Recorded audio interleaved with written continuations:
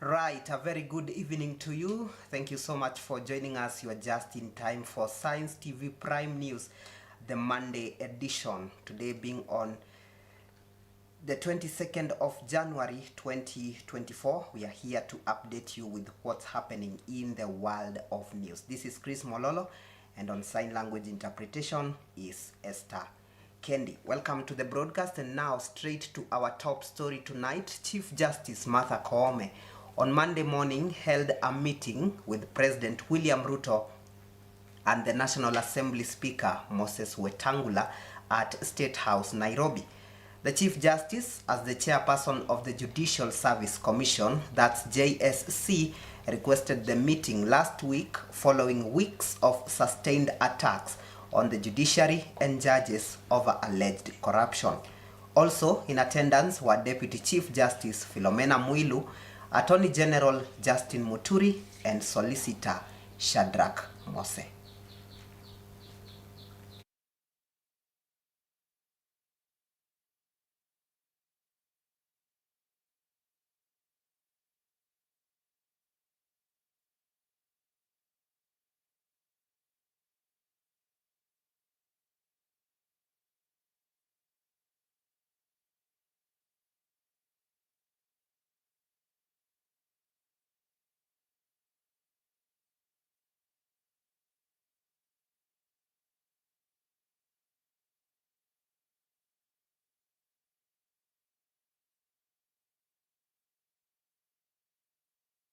Still on the same, opposition leader Raila Odinga has described the move by Chief Justice Martha Koome to meet with President William Ruto at State House over corruption in the judiciary as irresponsible.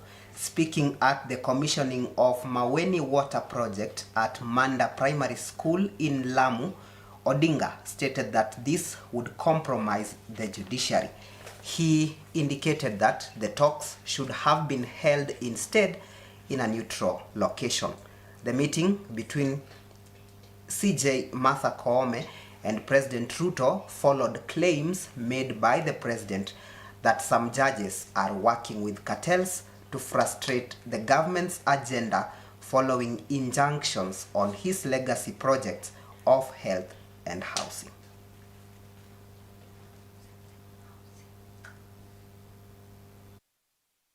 CJ, that is the Chief Justice, the head of judiciary, has gone for a meeting with the president in the State House.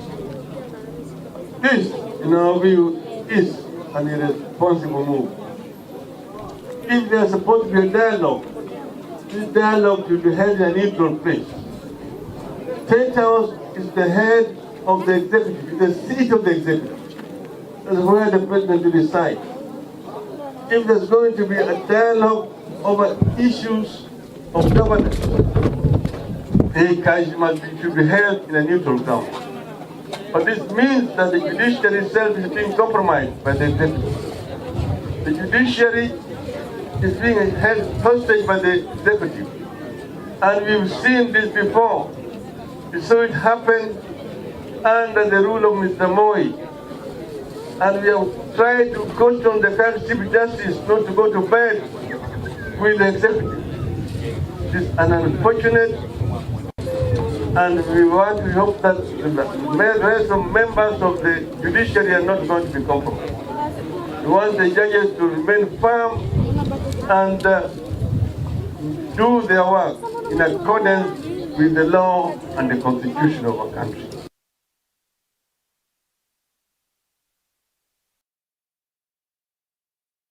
And I'm switching gears now to a political stories here. Statements by some leaders from the Mount Kenya region that Kiharu Member of Parliament Ndende Nyoro is their choice for running mate in the upcoming 2027 general elections are increasingly causing a stir. Mount Kenya leaders in the Rift Valley and Western regions held a press conference after a meeting on Monday where they cautioned against the current political climate dominated by early succession talk. They acknowledged MP Nyoro's potential as a young, energetic and charismatic leader, but stressed that his qualifications and contributions should be the primary focus rather than premature endorsements. Wawache mambo ya kuleta mgawanyiko kwa jamii yetu. Sisi tumekataa completely. Hatutaki jamii yetu kugawanywa mara nyingine. Kiwa wataendelea kusosana, 2027 kutakuwa na shida. Tumeenda mwenda mrefu katika kisiasa. Tunaheshimika nchi kote. Lakini bali na kuheshimika, sisi lazima tujikusanye na tuongee pamoja na tujue.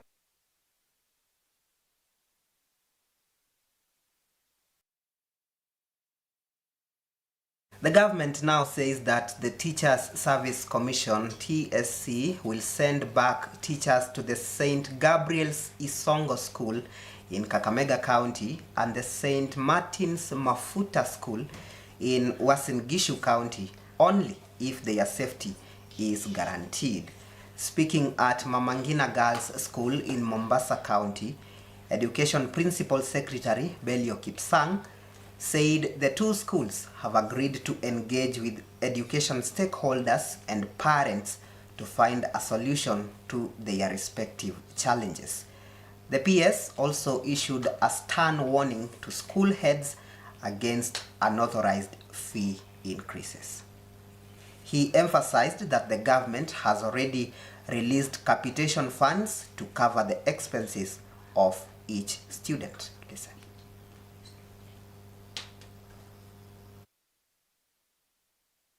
Achieved what we intended to achieve when we were shifting this school.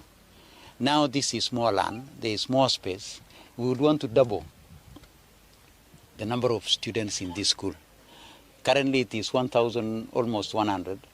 We think this is a school which should be having more than 2,000 girls because this region has a disadvantage on the boarding schools for girls. And therefore, to take advantage of the culture, the history, the tradition of this school, then what we shall be looking at is to expand the capacity of this school. Rather than build so many other new schools, we can double this school and that will take another 1,000 to 2,000 students. There is no reason why this school should not be having 3,000 kids with the environment that is there now. And also with the support of the boys' school, which is an old school also, then this particular region will be having two prominent schools which can assist both our boys and our girls. And that's why we shall continue as government to invest in facilities for our schools so that they can take more of our students. They can take advantage of the facilities that are there. They can take advantage of the teachers. And as we transition ourselves into CBC at senior school, these are the schools which will be able to take all the three pathways: sports and creatives, science and humanities.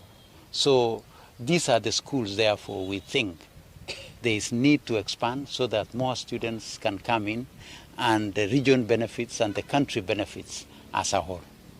So that is all about the school and why we are here this morning.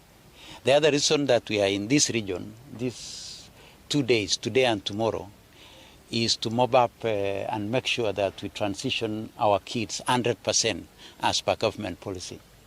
As at Friday, we were doing slightly more than 70% across the country, and we had not totally consolidated the data as the end of the day on Friday, and I know some schools also opened up to admit students on Saturday and Sunday.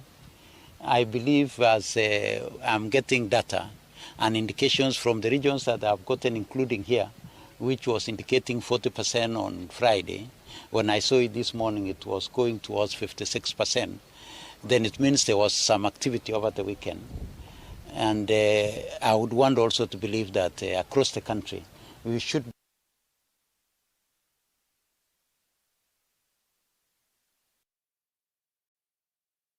Now listen to these statistics. A majority of Kenyans are in severe financial distress or struggling to make ends meet.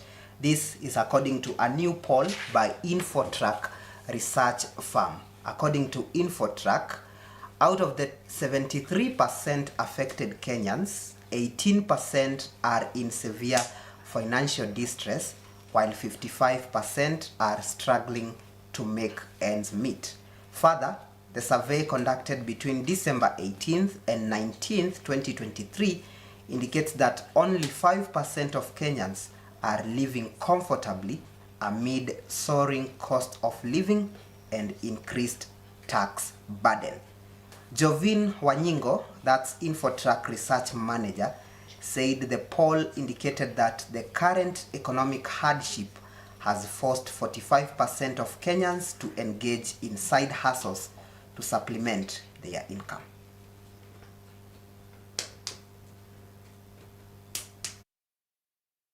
Within this year, 2024, they feel and think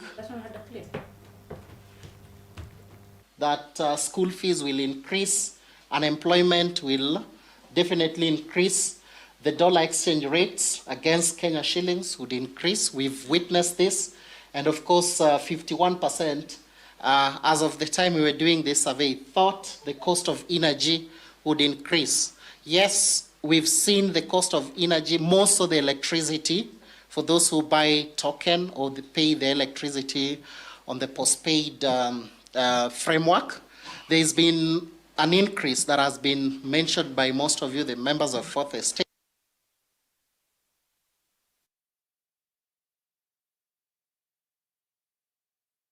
Now to the final update, Kisii elders have ordered political leaders in the region to give 6 goats each for a communal sacrifice aimed at ending raging skirmishes in the region. The occasion has already been scheduled to take place at Manga Hills on February 1st, 2023. Elders from Mwenyagetinge Heritage Council said they have already communicated to Governor Simba Arati and South Mogirango Member of Parliament Silvanus Osoro over the event. Also ordered to donate goats for the county cleansing are Woman Representative Donya Toto and Senator Richard Onyonka. A total number of 24 goats would be slaughtered during the function.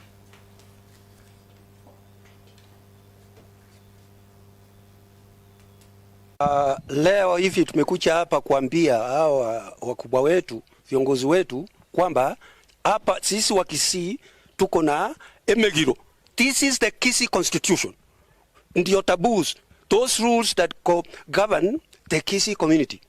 Hawa viongozi wetu wamepasua mipaka ya hizo sheria ambazo zimewekwa na Mkisii, usifanye hiki. Wamemwaga damu contrary to what is expected here. Wamefanya kitu tunaita etanguche. Etanguche ni kufanya kile kitu mbaya ambayo inakuja kukuza vizazi na vizazi. Leo hivi ndio tunasema chogororo ni chogira yokoria sigenyi. Waache hii maneno ya kuna kusiriana, yani kugombana, kumwaga damu, kupeana matusi, kwa sababu sisi wa Kisii hapo nyumbani wazee wote tumechoka nayo. Tafadhali leo hivi tuachire wake nangi, tumekuja kutoa hiki kilio. Tuachire wake nangi na wake koko incho, come we sit to stop yo kabisa, because mliambiwa asubuhi tata na baba bora ni yangu.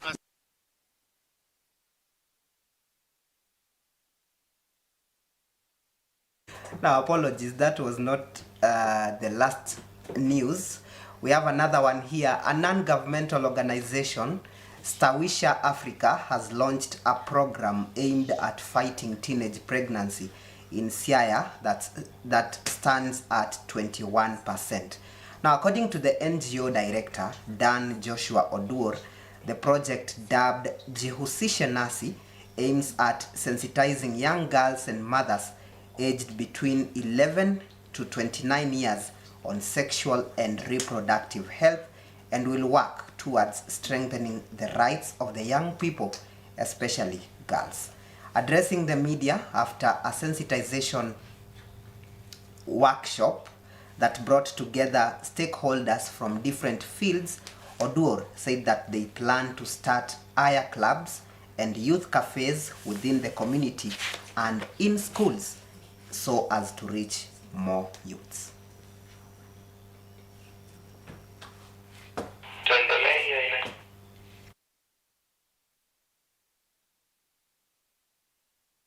When we come back, we'll be taking a look at what's happening in the world of sports. Stay with us.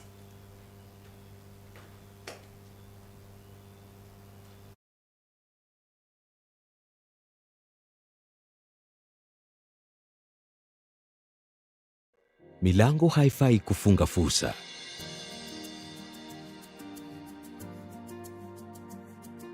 Inapaswa kuwa njia ya watu kuendelea. Wacha tutumie maoni yetu kama funguo za kufungua usawa kwa watu wote.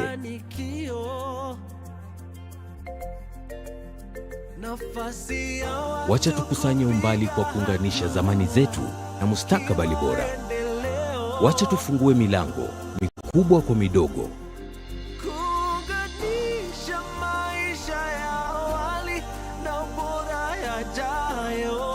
Wacha tufungue upeo mpya na mikataba bora